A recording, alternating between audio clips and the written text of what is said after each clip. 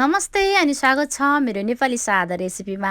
आजको रेसिपीमा मैले एकदमै सिम्पल तरिकाको रेसिपी अनि एकदमै मिठो रेसिपी लिएर उपस्थित भइसकेँ। मैले आज यो भाजी साग, हाम्रोतिर भाजी साग भन्ने गर्छ, तपाईहरुकोतिर रायो साग भनेर बुझ्नुहुन्छ कि के बुझ्नुहुन्छ। भाजी साग अनि मैले घिउ करेलाको मिक्स गरेको तरकारी पकाउने तरिका तपाईहरुलाई सिकाउँदै छु। धेरै जनालाई यो तरिका एकदमै सिम्पल लाग्न सक्छ, तर जसले ट्राई गर्नु भएको छैन उहाँहरुको लागि चाहिँ एकदमै नयाँ हुनेछ। मैले चाहिँ ताजा भाजी नै टिपे बारीमा, अनि यो भर्खरै कोमल छ र यसमा किरा अनि केही पनि लागेको छैन। त्यसैले हल्का यसरी पानीमा राम्रोसँग सफा गरे। त्यसपछि मैले यस्तो खालको करेला लिएको छु। यो करेलालाई हाम्रोतिर घिउ करेला भन्ने गर्छ, कता कतातिर काँडे करेला अनि चुच्चे करेला पनि भन्नुहुने रहेछ। आफ्नो ठाउँ अनुसारको भाषा हुन्छ। यसलाई पनि मैले सफा गरे अनि यसको भित्रको बियालाई फाल्नुपर्छ। त्यसपछि सागसँग मिल्ने जति शेप दिएर यसलाई यसरी चिर्न सक्नुहुन्छ। मैले सागलाई पनि काट्दैन, यसरी नै भाँचेर पकाउँछु। तपाईहरुलाई चाहिँ भाँचेको मन पर्दैन भने काटेर पनि पकाउन सक्नुहुन्छ। र तपाईहरु यदि भाजी र करेलालाई मिक्स गरेर अझैसम्म पनि पकाउनु भएको छैन भने, तरकारी खानु भएको छैन भने पक्कै पनि एकचोटी ट्राई गर्नु होला। यो करेला मात्रै भुट्ने बेला पनि अलिकति गल्लो जस्तो मानिन्छ। त्यसैले यो भाजी अनि करेलाको मिक्स चाहिँ एकदमै बबाल हुन्छ, एकदमै मिठो हुन्छ र यी दुवै तरकारीको पकाइ पनि मिल्छ। समय एउटै लाग्छ पकाउनलाई। त्यसैले मैले भाजीलाई पनि सफा गरेर सागलाई पनि यसरी राम्रोसँग टुक्रा टुक्रा बनाउँदै छु। यही हातैले भाँचेर गराउँछु। मैले भनिसके तपाईहरुलाई भाँचेको मन पर्दैन भने हँसिया चक्कुले पनि काट्न सक्नुहुन्छ।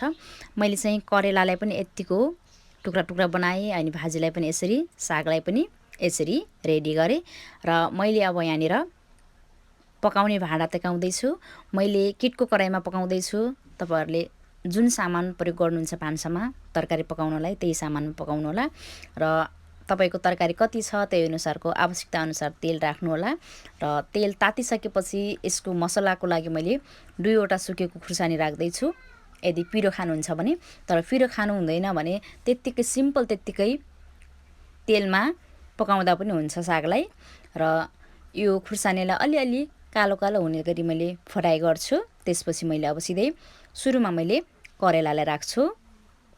करेलालाई बढीमा 2-3 मिनेट तेलमा फ्राई गरिसकेपछि मात्रै तपाईले साग राख्न सक्नुहुन्छ।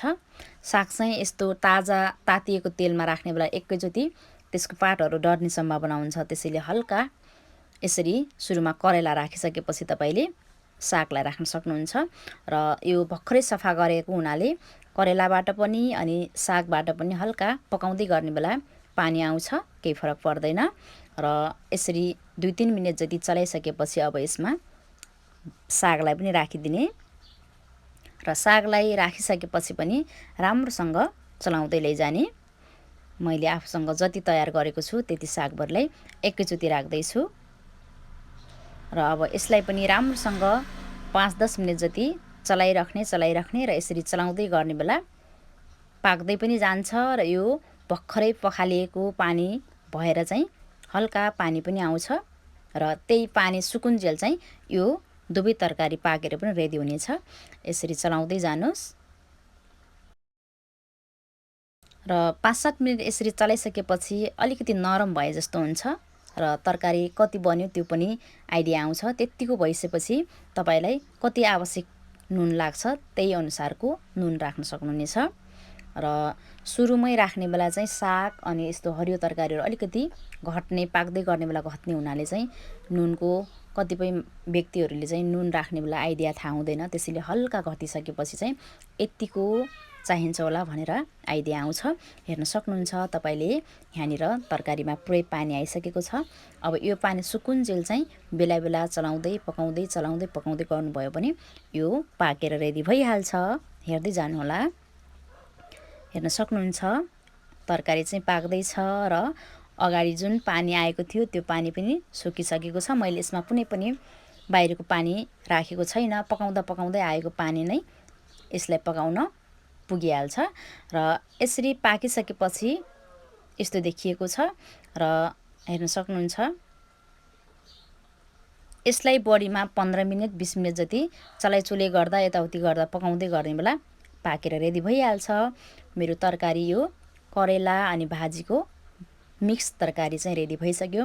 यसरी पकाएको तरकारी एकदमै मिठो हुन्छ। तपाईहरुले यसरी खानु भएको छैन भने एकचोटी मेरो रेसिपी हेरिसकेपछि पक्कै पनि ट्राई गर्नु होला भन्न चाहन्छु। र यो दुईवटै सिजनेबल तरकारी भएर चाहिँ एकदमै पकाए पनि एकदमै मिल्छ र एकदमै मिठो हुन्छ। र मेरो तरकारी चाहिँ रेडी भइसक्यो। मैले चाहिँ यसरी नै पकाउने गर्छु र आशा गर्छु तपाईहरुलाई यो मेरो रेसिपी पनि मन पर्छ। म जस्तै सिम्पल खाने अनि सिम्पल रेसिपी मन पराउनेहरूले मेरो च्यानललाई धेरैजनाले सब्स्क्राइब गर्नु भएको छ र अझै पनि तपाईहरुलाई मन पर्छ भने भिडियो शेयर गर्नु होला र मेरो च्यानललाई सब्स्क्राइब गरिदिनु होला भन्न चाहन्छु। यसरी तपाईहरुले रेडी गर्न सक्नुहुन्छ र तपाईहरुलाई यदि तोरी साग पकाएको रेसिपी आवश्यक पर्छ भने पनि मेरो च्यानल भित्र छ भन्दै आजको यो साग अनि करेलाको रेसिपीबाट छुटिन्छु म। Bye bye.